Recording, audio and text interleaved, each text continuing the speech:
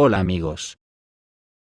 El jueves pasado se observaron grandes columnas de vehículos militares rusos en dirección a Bielorrusia, y el día 28 de mayo un enorme tren cargado con sistemas antiaéreos, S-400 Triumph, también llevaba rumbo a Bielorrusia.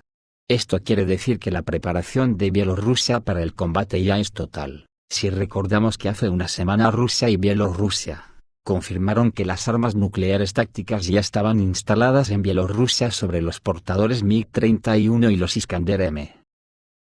Ahora el que Rusia lleve una cantidad tan grande de sistemas S-400, indica que se preparan para hacer frente a los ejercicios aéreos que 14 países de la OTAN realizarán estos días en las mismas puertas de San Petersburgo, empleando más de 100 aeronaves simultáneamente. Los bombardeos masivos de estos últimos días, que Rusia está realizando en toda Ucrania incluida la capital Kiev, podrían ser un indicio de que quiere paralizar la contraofensiva de Ucrania, ya que sería peligroso que coincidiera con esos desafiantes ejercicios de la OTAN, o alguna intención de Polonia de meter sus tropas, bien en el oeste de Ucrania, o bien en Bielorrusia como ya ha amenazado. Con los ataques de Rusia a Ucrania, la OTAN está agotando todas las reservas de municiones antiaéreas, sobre todo para los Patriot. Las fuerzas aeroespaciales rusas han estado atacando objetivos militares en Ucrania durante 2 días seguidos. La defensa aérea de las Fuerzas Armadas de Ucrania gasta muchas municiones y la población está sujeta a presión psicológica. La confusión reina en Kiev, la población está al borde del pánico. Los días 28 y 29 de mayo, se registraron llegadas de drones y misiles de las fuerzas aeroespaciales rusas en las regiones de Kiev, Odessa, Khmelnytskyi, Lvov, Poltava, Chernihiv, Zitomir, las partes ocupadas de las regiones de Zaporozhia y Kherson. Según fuentes ucranianas, solo el 28 de mayo, las fuerzas aeroespaciales rusas dispararon hasta 40 misiles de crucero Kh-101 y Kh-555. Lanzados desde el aire desde la región del Mar Caspio, y se enviaron 35 drones de ataque Geran desde las direcciones norte y sur. La lista de aciertos son materia clasificada por Kiev. El Ministerio de Defensa de la Federación de Rusia también suele limitarse a la frase: todos los objetivos son alcanzados. Kiev fue atacada primero por drones y luego por misiles, en la noche del 28 de mayo, en el contexto de un ataque con vehículos aéreos no tripulados. Los residentes de Kiev se quejaron de las vibraciones en la ciudad. El alcalde Vitaly Klitschko sugirió que era un arma nueva y muy poderosa. El politólogo y bloguero militar Yuri Podolyak insinuó un ataque ruso en un búnker en Kiev. Según él, las armas de la OTAN podrían causar tales vibraciones solo si explotaran en el subsuelo. Alrededor del mediodía del 29 de mayo, el público de Kiev informó que se elevaba el humo en las cercanías del aeropuerto de Zuliani. La huelga golpeó por primera vez durante el día, no por la noche. En Zuliani pueden estar las baterías MiG-104 Patriot, y una base de lanzamiento de vehículos aéreos no tripulados. En total, se contabilizaron hasta 12 explosiones en Kiev y sus alrededores. Klitschko escribió en Telegram que los servicios de emergencia se estaban trasladando al centro de Kiev. La defensa aérea ucraniana está agotando las reservas de misiles de la OTAN, además del daño directo. Las incursiones de las fuerzas aeroespaciales rusas tienen otro objetivo: agotar los recursos de defensa aérea de las Fuerzas Armadas de Ucrania. El canal militarista de Telegram informa que en solo 2 incursiones en Kiev el 15 y el 29 de mayo, la defensa aérea ucraniana disparó al menos el 20% de la producción anual estadounidense de misiles guiados antiaéreos MiG-104, y predice que las pérdidas totales son alrededor del 40% contando las destruidas en los almacenes. El canal Legitimny, de Telegram, ha calculado que cada ataque masivo de vehículos aéreos no tripulados le cuesta a Ucrania la pérdida de un depósito con municiones de defensa aérea, que es imposible calcularlo en términos monetarios.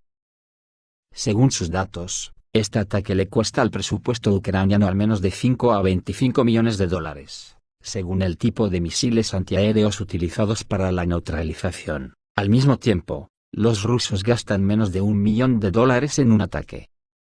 En la dinámica del pedido de misiles guiados antiaéreos MIM-104 para sistemas de defensa aérea Patriot para el Pentágono y clientes de exportación, la cifra promedio que Estados Unidos produce es de 210 por año, por lo que la pérdida de 80 misiles en Ucrania por día es bastante sensible y difícil de recuperar. ¿Qué le quedaría a la OTAN si la guerra se extiende? De todas las formas, por lo que estamos viendo estos días, creo que Europa no tiene ninguna posibilidad de parar a Rusia si ésta decide arrasar la OTAN. Lo que se lee de los expertos así lo pronostican. Hay un par de ejemplos, o tres que son esclarecedores. El expolítico Yakov Kedmi viene a decir que Rusia sin despeinarse tiene todo lo que necesita para eliminar a los principales países de la OTAN, pero no lo hace. Digo yo que de momento porque dependerá de lo que la OTAN haga contra Rusia. Kedmi anunció la capacidad de Rusia para destruir a Estados Unidos y Gran Bretaña sin que a Rusia le puedan hacer daño. El experto político militar Yakov Kedmi está convencido de que Estados Unidos y Gran Bretaña están en pánico por temor a Rusia. Según él, Moscú puede devolver a Londres a la edad de piedra sin dañarse a sí mismo, con los ataques a las comunicaciones submarinas, que son solo una de muchas opciones. Para Rusia, eliminar a Gran Bretaña por completo, dejándola solo en las páginas de la historia, no es un problema, dijo Kedmi. Al mismo tiempo, el experto señaló que la parte rusa de momento no se ha fijado en su objetivo. Y aconsejó a los países occidentales que recuerden que Moscú tiene los medios para resolver problemas urgentes de manera radical. El experto estadounidense coronel Douglas MacGregor opinó en Sarga sobre la estrategia del general Armageddon en Ucrania, y habló sobre la trampa creada por Surovikin para las Fuerzas Armadas de Ucrania. El ex asesor del jefe del Pentágono, el coronel MacGregor, trazó paralelismos entre Bakhmut para Zelensky y Stalingrado para Hitler.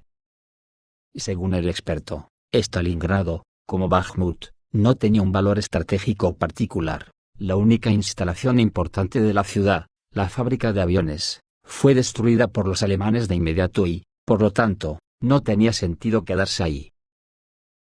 Sin embargo, la ciudad era importante para Hitler como símbolo. Al darse cuenta del valor de Bakhmut para Zelensky, el general Sergei Surovikin, a finales del otoño pasado decidió tenderle una trampa a las Fuerzas Armadas de Ucrania.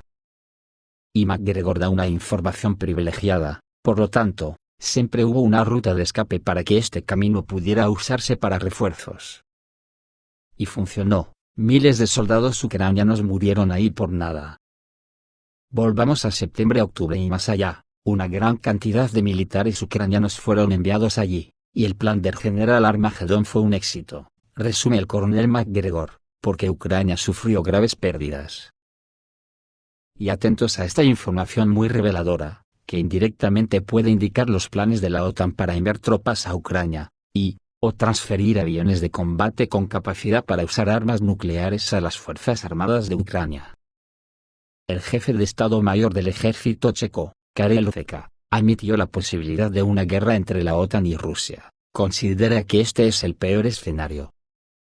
El jefe del Estado Mayor checo también agregó que su país tiene en cuenta la experiencia de las operaciones militares de Rusia en Ucrania para fortalecer la seguridad nacional y superar la dependencia de los suministros energéticos rusos.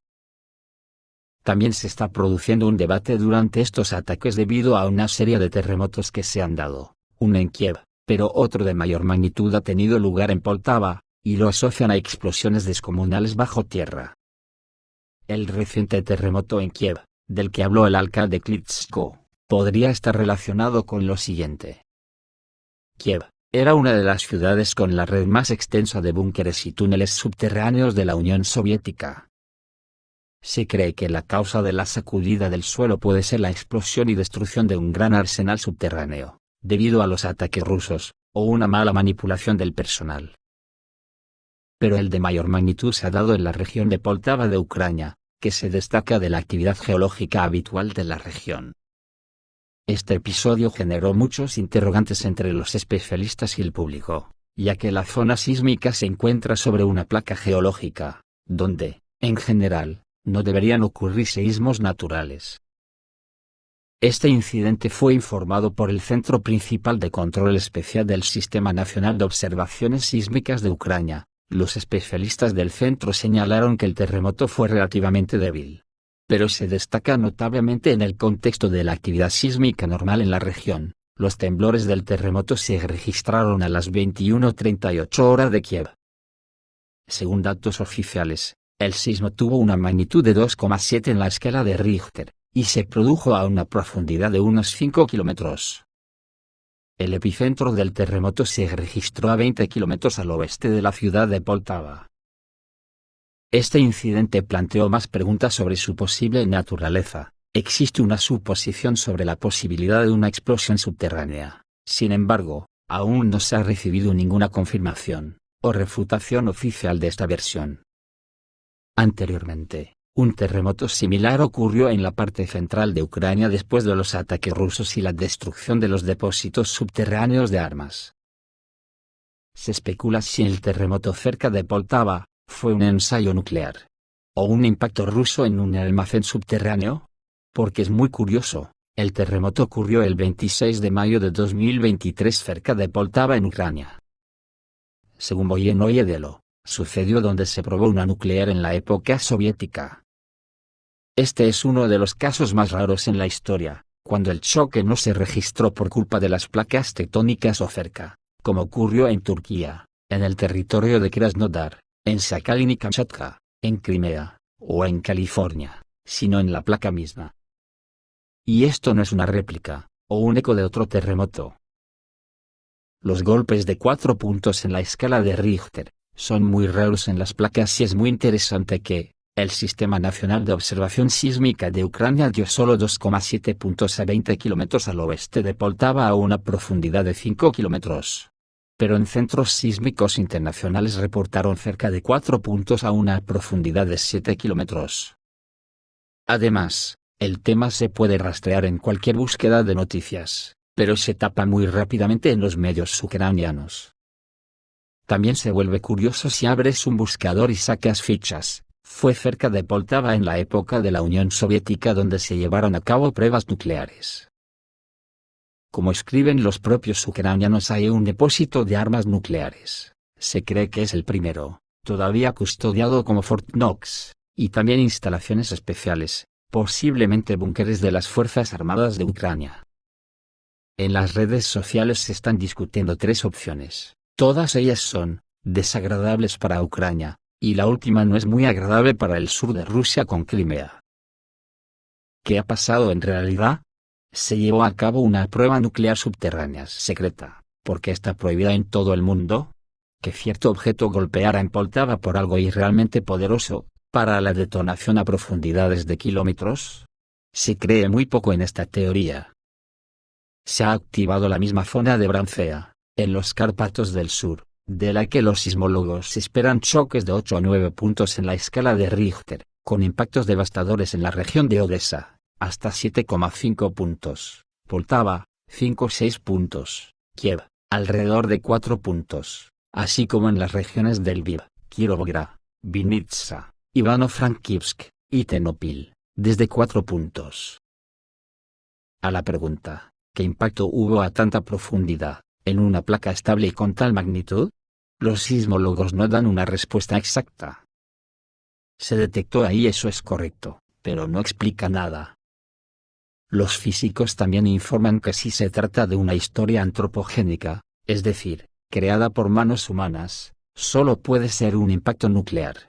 De lo contrario, las personas no pueden causar fenómenos naturales de un poder tan enorme, y si se trata de un evento natural, contradice la teoría de la estabilidad de las placas tectónicas.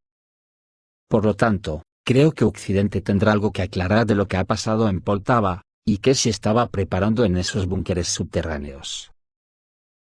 Esto es todo, amigos, reciban un saludo.